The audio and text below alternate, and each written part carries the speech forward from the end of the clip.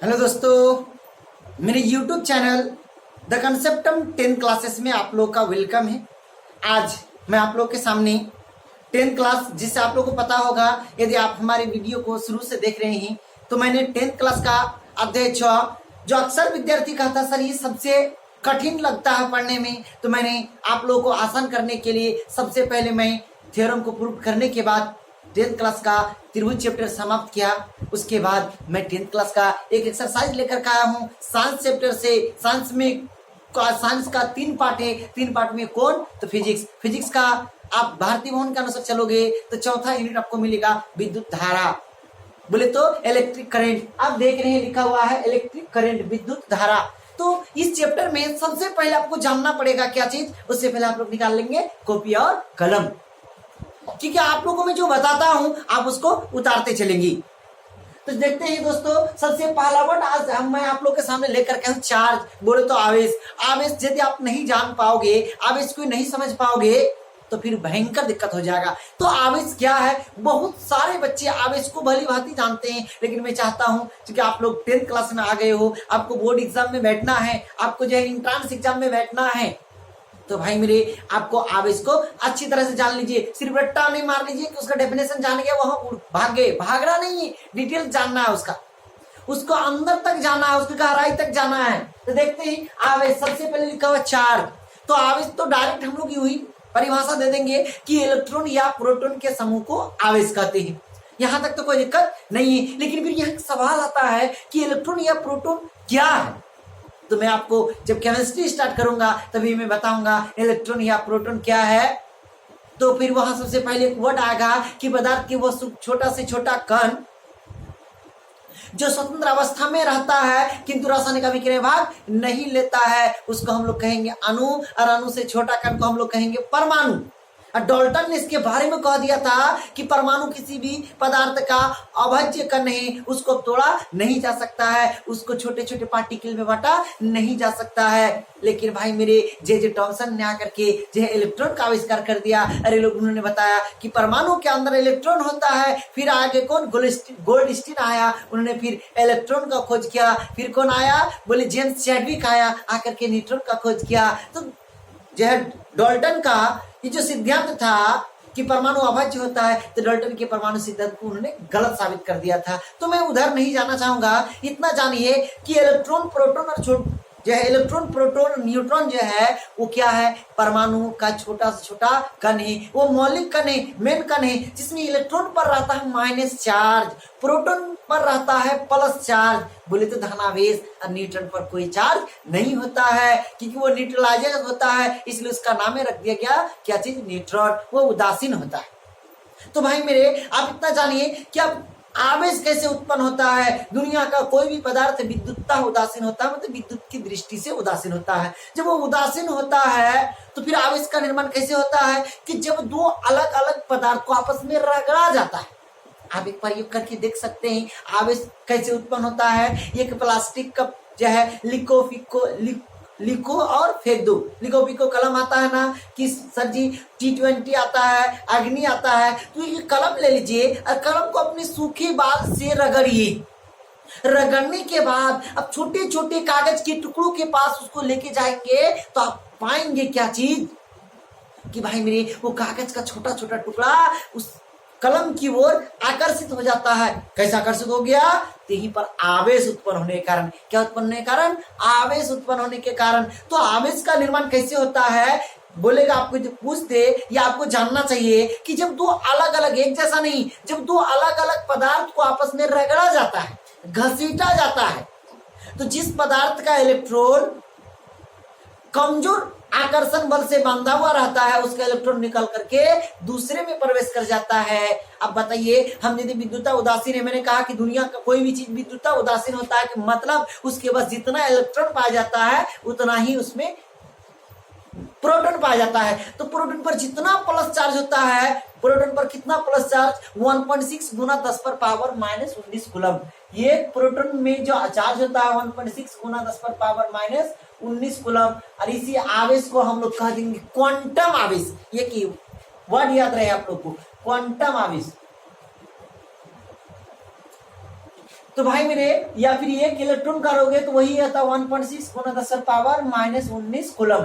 फर्क बस इतना है कि इलेक्ट्रॉन पर पाया जाता है ऋणावेश और प्रोटॉन पर पाया जाता है धन आवेश, लेकिन संख्यात्मक मान दोनों का क्या होता है, सेम होता है। तो किसी भी पदार्थ के पास जितना इलेक्ट्रॉन होता है उतना ही प्रोटॉन होता है, मतलब जितना माइनस चार्ज उतना प्लस चार्ज, और दोनों को जोड़ेंगे तो हो जाएगा रसगुल्ला, हो जाएगा क्या चीज, शून्य हो जाएगा। इसलिए कोई भी पदार्थ विद्युता उदासीन होता है इलेक्ट्रॉन और प्रोटॉन समान होने के कारण। अब सवाल उठा कि जब विद्युता उदासीन होता है तो आवेश कैसे उत्पन्न हो जाता है। तो जब दो अलग अलग को रगड़े, मान लेते ही ये और बी कोई दो वस्तु है, ये क्या है, इसके ये मान लेते हैं सोडियम है और ये क्या है, क्लोरीन है।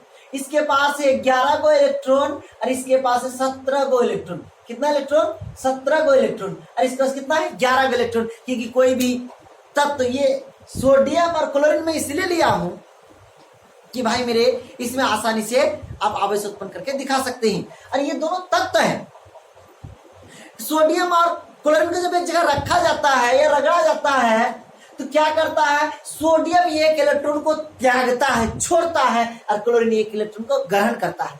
अभी इसके पास 11 गो इलेक्ट्रॉन, 11 गो प्रोटॉन, जोड़ेंगे तो 0 आवेश। इसका 17 गो इलेक्ट्रॉन, 17 गो प्रोटॉन।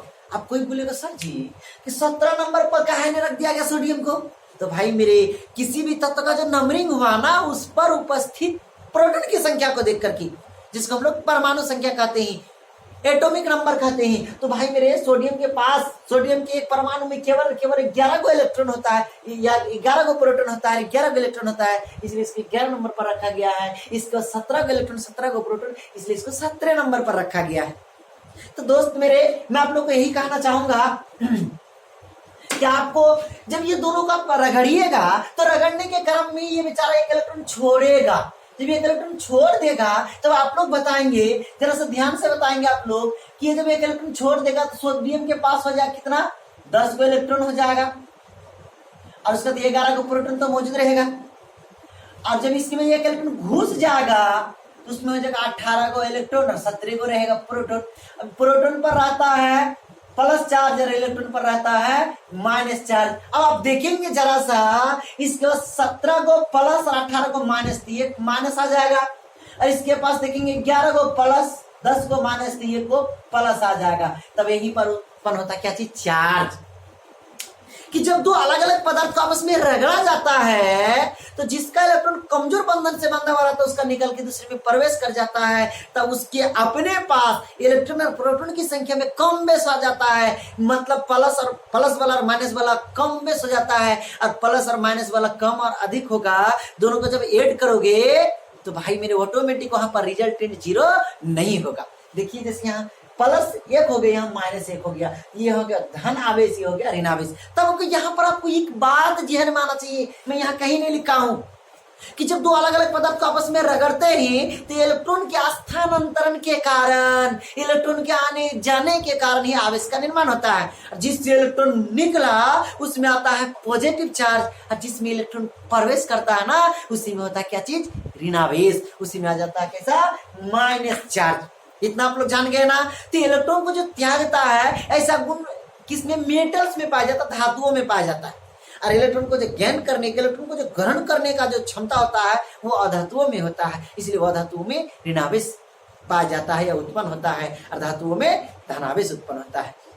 मैं आप लोग को बताऊंगा कि आखिर ये एक ही इलेक्ट्रॉन क्यों छोड़ा, ये एक ही इलेक्ट्रॉन क्यों लिया। तो जब मैं इलेक्ट्रॉनिक विन्यास आप लोग को बताऊंगा तो वहां पर सब कुछ आप लोग को समझ में आ जाएगा कि दुनिया का कोई भी तत्व अपने नजदीकी जो अक्रिय गैस के जैसा इलेक्ट्रॉनिक विन्यास प्राप्त करने के लिए ही ज्यादा फालतू बच जाता है तो उसको छोड़ देता है, और कम हो जाता है तो उसको ले लेता है। ये चीज वो उधर बताएंगे भाई मेरे। मैं आता हूँ किस पर, फिजिक्स में, जो आपका मैं आज स्टार्ट किया हूँ। आप देख रहे हैं कि आवेश 2 प्रकार का होता है, धनावेश और ऋणावेश। इलेक्ट्रॉन है भाई मेरे तो ऋणावेश, और प्रोटॉन है तो धनावेश। बोलने की जरूरत नहीं है, ज्यादा बोलने की जरूरत नहीं है। उसके बाद मैं आप लोग को ये कहूंगा क्या चीज, कि भाई मेरे कि ये इलेक्ट्रॉन सिर्फ यहाँ भी इलेक्ट्रॉन है, यहाँ भी इलेक्ट्रॉन है, तो यहाँ भी ऋण आवेश, यहाँ भी ऋण आवेश, एक ही जैसा आवेश। और एक ही जैसा आवेश को हम लोग कह देंगे सजातीय आवेश। और एक ही जैसा आवेश होगा तो कभी सटेगा नहीं, वो क्या होगा, दूर भागेगा, इसलिए कहेंगे सजातीय आवेश के बीच विकर्षण बल लगता है। और विजातीय आवेश एक तरफ प्लस रहेगा, एक तरफ माइनस रहेगा तो तुरंत सटेगा, आकर्षित होगा, एक दूसरे को अट्रैक्ट करेगा। तो उसको लोग तब कैसे कह सकते हैं कि अलग अलग आवेश को विजातीय आवेश कहते हैं। और विजातीय आवेश के बीच हमेशा आकर्षण बल लगता है। फिर आवेश को आप लोग क्यू से दिखाओगे, आवेश को किस सूत्र क्या आता है, क्यू से दिखाया जाता है आवेश को। या फिर बड़का क्यू लिखिए या फिर आप लोग छोटका क्यू लिखिए, कोई दिक्कत नहीं है। फिर आवेश का जो मात्रक होता है, इस दूरी को मापे मीटर में, हम लोग कभी ना कभी 9th क्लास में पढ़े थे। तो इस तरह से आवेश को मापेंगे कूलम में, और कूलम को दिखाया जाता है सी से। यदि दो अलग अलग बिंदुओं पर आवेश का मान Q1 और Q2 हो तो उसके बीच लगने वाला या तो आकर्षण बल होगा तो विकर्षण बल होगा। दोनों बिंदु पर एक ही जैसा आवेश होगा, प्लस प्लस या माइनस माइनस, तो विकर्षण बल लगेगा। तो कितना बल लगेगा, इस पॉइंट को जरा सा पढ़ेंगे। दो बिंदुओं के बीच लगने वाला आकर्षण या विकर्षण बल उसके बीच के दूरी के वर्ग का विकर्मानुपाती और दोनों बिंदुओं पर उपस्थित चार्ज के गुणनफल का समानुपाती होता है। अर्थात यह समानुपाती गुणनफल का समानुपाती और आर स्क्वायर का दूरी, भैया आर क्या है, दोनों बिंदुओं के बीच की दूरी है, वर्ग का व्युत्क्रमानुपाती। व्युत्क्रमानुपाती इसलिए बोले हैं, इधर यह ऊपर है तो आर इधर नीचे है, आर स्क्वायर नीचे है, इसलिए वर्ग का व्युत्क्रमानुपाती कहने के लिए दूरी के वर्ग का व्युत्क्रमानुपाती। और ये भी ऊपर समानुपाती कहेंगे, गुणनफल का समानुपाती। तो देखिए कहीं ना दोनों बिंदुओं पर स्थित आवेश के गुणनफल का समानुपाती होता है। तो आवेश कभी भी उत्पन्न नहीं कर सकते। प्रकृति में आवेश को आप बोलेंगे उत्पन्न करेंगे, नहीं, आवेश का रूपांतरण होता है। जैसे यहाँ देखिए क्या, इसमें एक घटा इलेक्ट्रॉन, इसमें एक बढ़ा, केवल एक जगह से दूसरी जगह ट्रांसपोर्ट किया भाई मेरी, अलग से उत्पन्न नहीं की, अलग से हम लोग उत्पन्न नहीं कर सकते हैं। इसलिए प्रकृति में आवेश हमेशा संरक्षित रहता है, बोले तो कंजर्वेटिव रहता है, एक जमा रहता है, उसका केवल रूपांतरण होता है, प्लस से माइनस में चाहे माइनस से प्लस में, उसको अलग से कभी हम लोग उत्पन्न नहीं कर सकते हैं। तो आप लोग को मैं यही कहूंगा कि आज पहला क्लास था जिसमें हम लोग जाने आवेश के बारे में। मैं आप लोग से बहुत जल्द मिलूंगा। यदि वीडियो आपको अच्छा लगा तो वीडियो को ज्यादा से ज्यादा आप लोग शेयर करें, लाइक करें, और हमारे साथ आप पहली बार जुड़े हैं तो हमारे चैनल द कंसेप्टम 10th क्लासेस यदि आप देख पा रहे हैं तो भाई मेरे आप दूसरे को प्रोत्साहित करेंगे कि इस लॉकडाउन में हमें भी कुछ सीखना है। तो आप जो है सलाह दे सकते हैं, कहीं पर भी जाकर के आप किताब किसी को जाकर के बोल सकते हैं, और आप लोग ज्यादा से ज्यादा किताब का स्टडी कीजिए। मैं आप लोग से यही रिक्वेस्ट करना चाहूंगा। आज यहीं तक, धन्यवाद।